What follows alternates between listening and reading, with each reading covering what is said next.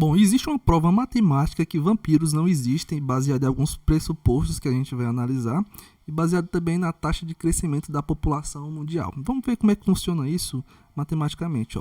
Para a gente assumir uma conclusão, a gente vai partir de alguns pressupostos. Quais são os primeiros pressupostos?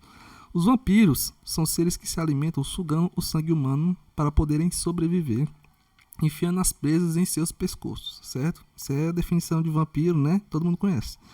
Após serem mordidas, as vítimas se transformam em vampiros e passam a ter essa mesma necessidade. Então a gente tem aqui algumas suposições, e essa suposição aqui é muito importante, porque após uma pessoa ser mordida por um vampiro, essa pessoa acaba se tornando um vampiro também, e ela vai agir a partir de como os vampiros agem, tá? Isso é uma suposição importante.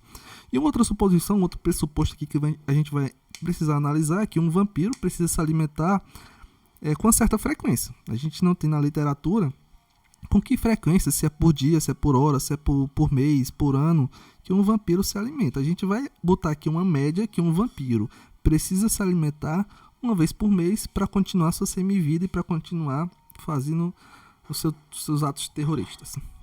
Então vamos aqui analisar como é que funciona na prática esses pressupostos. A gente tem um vampiro, esse vampiro vai ter que sair uma vez por mês e excluir uma pessoa da sociedade para ela se tornar vampiro. Então essa pessoa, a população mundial vai diminuir em 1 e a população vampiresca vai aumentar em 1 a partir do primeiro mês. Depois, esses dois vampiros, no próximo mês, esses dois vampiros vão ter que sair e fazerem suas vítimas. Ou seja, no próximo mês a gente vai ter 4. E por aí vai. A partir daí, a população de vampiros vai sempre ser multiplicada por 2. Então aqui a gente nota uma coisa.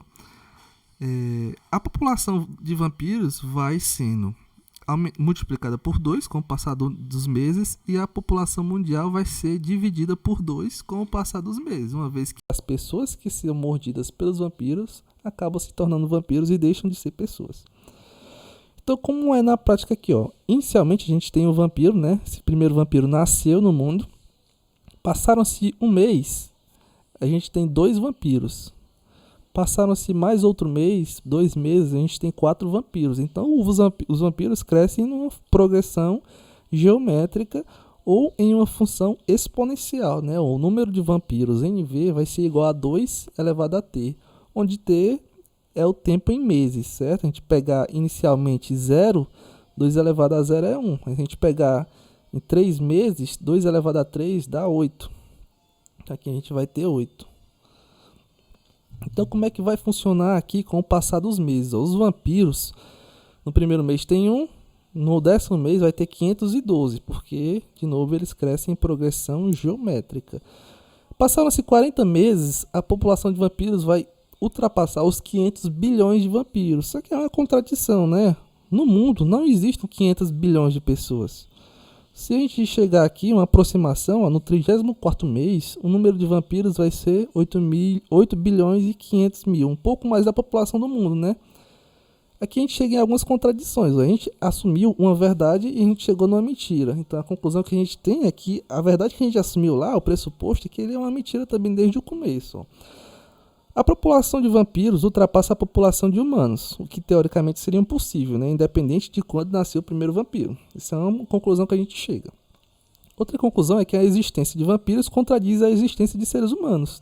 Ou seja, se os humanos ainda existem da forma como eles estão existindo, então contradiz a existência de vampiros, certo?